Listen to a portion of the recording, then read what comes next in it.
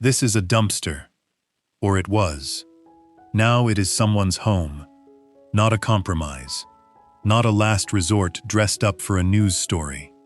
A genuinely engineered, insulated, solar-powered micro-shelter that took one community group 6 weeks and less than $3,000 to build. And in cities across America, these builds are quietly solving a problem that billion-dollar shelter systems have not.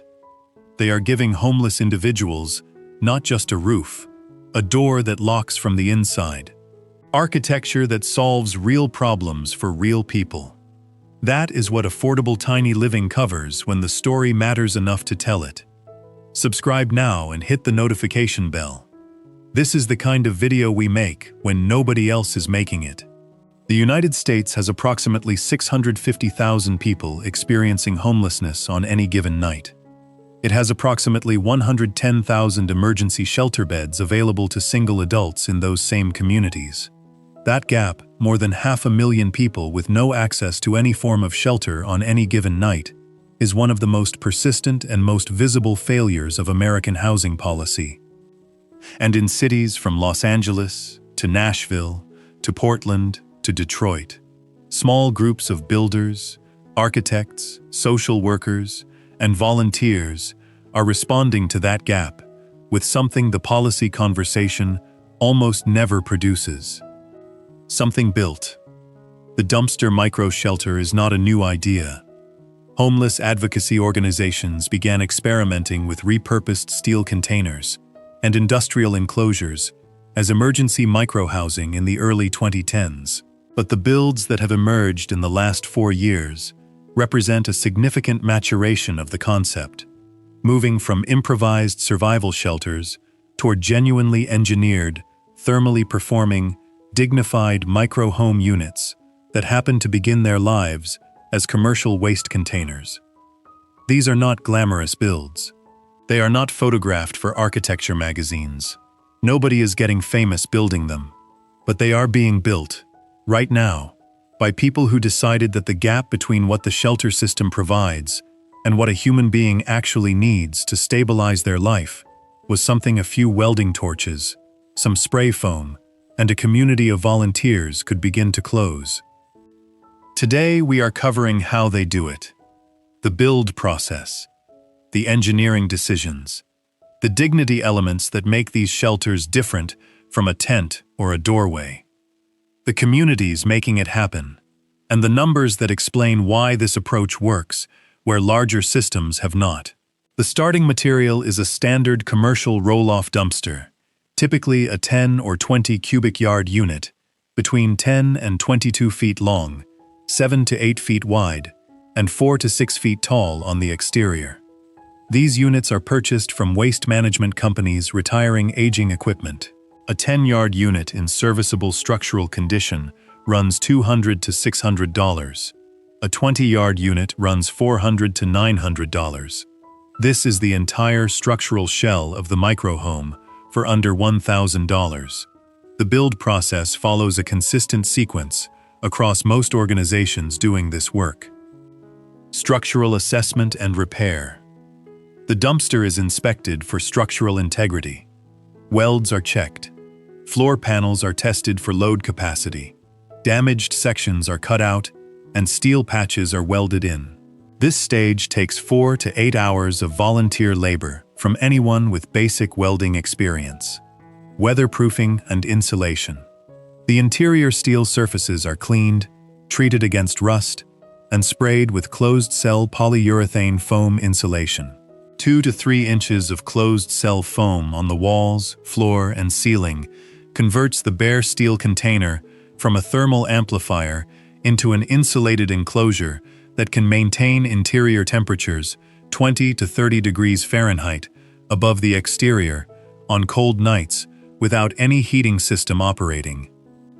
This single step, closed-cell foam applied directly to the steel, is the most critical build decision in the entire process.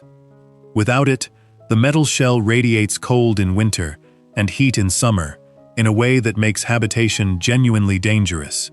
With it, the unit functions thermally as a residential micro-shelter, regardless of exterior conditions. Foam materials for a 10-yard unit, $400 to $800. Door and window installation. A standard residential entry door or a purpose-built steel door is cut in and framed at one end of the unit. The locking mechanism is the most important detail on the entire build. These units give unhoused individuals access to something the shelter system structurally cannot provide. A door that locks from the inside with a key that belongs only to them. For people who have experienced violence, assault, or theft in shelter environments or on the street, the ability to lock a door and know the space inside it is exclusively theirs is not a comfort feature. It is the primary therapeutic benefit that allows a person to begin to feel safe enough to sleep. 1 or 2 windows cut into the side walls, framed in timber or steel angle, with either salvaged residential window units or simple polycarbonate glazing panels. Natural light and ventilation. Door and window installation, $300 to $700 in materials, electrical and solar.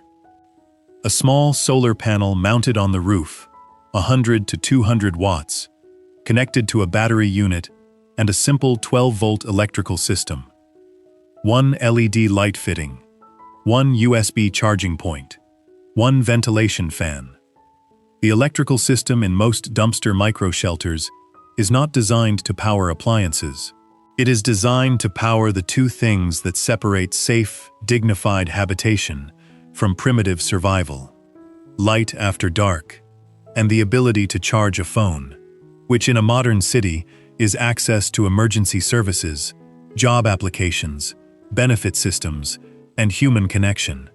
Solar and electrical materials, $350 to $700. Interior fit-out.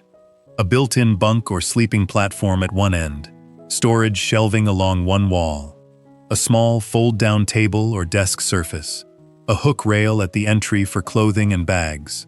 Interior fit-out materials, $200 to $500. Total materials cost per unit, $1,450 to $4,000. Labor is entirely volunteer in most community builds. Skilled volunteers with welding, carpentry, and electrical experience work alongside untrained community members and current or former homeless individuals who join the build process. The dignity elements.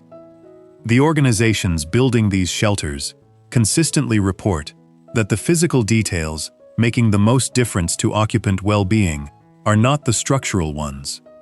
They are the dignity elements. The locking door is first. Already covered, it is everything. The individual unit number or nameplate above each door. Each unit is a specific address, a specific place that belongs to a specific person. Unhoused individuals frequently report that the absence of a specific address, a place that is distinctly theirs and identifiable to others, is one of the most psychologically disorienting elements of homelessness. A number above a door is an address. An address is an identity. The color choice. Most organizations building dumpster micro-shelters give each occupant the ability to choose the exterior color of their unit from a palette of available paint. That single decision, choosing your own color, is the first autonomous aesthetic choice many individuals have been able to make about their living environment in months or years. It is reported consistently as meaningful, far beyond its practical significance. The window box. A small timber planter box, fitted below one window, available to any occupant who wants one, with potting mix and seeds available from the community garden area. Occupants who grow something, anything, in that window box report significantly higher feelings of stability and forward-looking orientation than those who do not. The personal lock and key. Each occupant is given a key to their own door at move-in. They keep the key. No master key is held by the organization. The privacy is genuine, and it is theirs. These elements cost between $50 and $150 per unit. Their measurable impact on occupant well-being documented by social workers at organizations operating these villages, consistently exceeds the measurable impact of any equivalent dollar value spent on structural improvements. Several organizations across the United States have developed mature versions of this approach. In Los Angeles, community advocacy groups operating in the Skid Row area have built and placed over 40 dumpster-converted micro-shelters on city-permitted lots in partnership with local businesses that donate the containers and the land. In Nashville, a volunteer construction organization has developed a standardized build process for their dumpster micro-shelter design that new volunteers can complete in a single weekend, reducing the skilled labor requirement for each unit to approximately 4 hours of welding and framing work, with the remainder achievable by any physically able volunteer. In Portland, an architect-led nonprofit has developed a hybrid approach: dumpster shells with a lightweight timber secondary structure inside that creates a second layer of insulation, a flat ceiling, and wall surfaces that can be pinned, painted, and personalized by each occupant without damaging the structural steel shell. Their units look and feel, from the inside, like small studio apartments. In Detroit, a community land trust is operating a village of 14 units on a formerly vacant lot donated by the city, with shared bathroom facilities in a separate converted shipping container, a community kitchen, and a garden maintained collectively by residents. 7 of the 14 current residents have transitioned to permanent housing within 18 months of entering the village. That 50% transition rate compares to a 23% transition rate at the same organization's traditional shelter facility over the same period. The 50% versus 23% comparison is the most important number in this entire video, because it directly answers the question most critics of this approach ask: does it work? The evidence from organizations operating micro-shelter villages across the U.S. is consistent on several points. Privacy and personal space dramatically improve sleep quality in previously chronically sleep-deprived individuals. Adequate sleep is the foundational prerequisite for almost every recovery milestone: job seeking, mental health treatment compliance, substance use treatment engagement, benefit application completion. All of these require a person to be cognitively functional. Cognitive function requires sleep. Sleep requires physical safety. Physical safety requires a door that locks. The traditional shelter system's dormitory model, shared sleeping areas with 20 to 80 people, cannot provide this. The dumpster micro-shelter provides it as a structural consequence of its design. Second, the permanence of address accelerates access to services.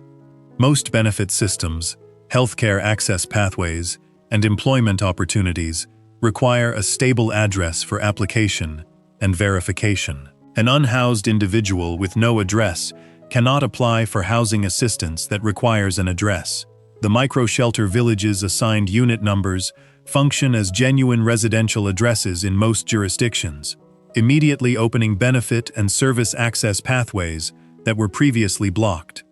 Third, the community structure of a micro-shelter village.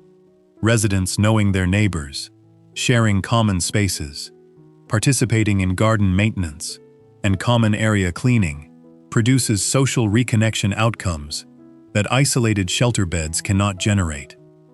The dumpster micro-shelter is not a solution to homelessness. Every organization building them says this directly and clearly.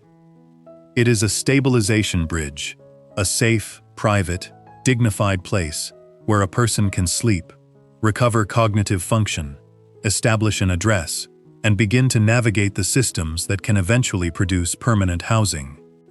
The evidence across multiple cities suggests it is a more effective stabilization bridge than the dormitory shelter for a significant proportion of the people who use it. Here is the cost comparison that makes city administrators sit up in their chairs. A single emergency shelter bed in a traditional dormitory-style facility in a major American city costs between $35 and $85 per person per night to operate. That is the operating cost of an existing facility, not a new build. A new traditional emergency shelter facility costs between $85,000 and $250,000 per bed to design, permit, and construct in most major cities. A dumpster micro-shelter unit, full build cost including materials and land preparation, $1,450 to $4,000 per unit. Operating cost per unit, negligible, outside of the shared facility costs, the solar electrical system, the individual unit, and the personal maintenance by the occupant themselves have near zero daily operating cost. The capital cost comparison is not a rounding error. It is a factor of 20 to 60 times cheaper per unit of housing provided. Organizations operating micro-shelter villages typically run the entire village, including shared facilities, on operating budgets of $8,000 to $22,000 per year for a 12 to 16 unit community. That is $500 to $1,800 per person per year for a form of housing that demonstrably outperforms the traditional shelter on the outcomes that matter most. The dumpster micro-shelter is not the answer to the housing crisis, but it is proof of something the housing policy conversation consistently underestimates: that the difference between survival and stabilization for a person without housing is often not a large investment.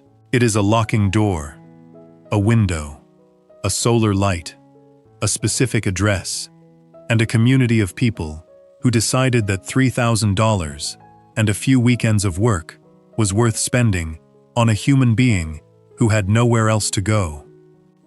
So here is the question I want answered in the comments right now. Should cities be investing more in dumpster micro-shelter villages as a stabilization bridge alongside traditional shelter capacity? Or is there a risk that funding micro-shelters becomes a reason to avoid building the permanent affordable housing that is ultimately the only real solution? Both arguments are real. Both deserve to be made. Drop yours in the comments below. I read every single one. If this video showed you something you did not know was happening in cities across America, share it. Not because it is a perfect solution, because the people building these shelters deserve to have more people know they exist. And because the people living in them deserve to have their dignity acknowledged by more than the communities immediately around them. Subscribe to Affordable Tiny Living. We cover alternative architecture at every scale and for every purpose. Sometimes that means extraordinary design on extraordinary sites. Sometimes it means a dumpster and a locking door. Both matter. I am your host on Affordable Tiny Living. See you in the next one.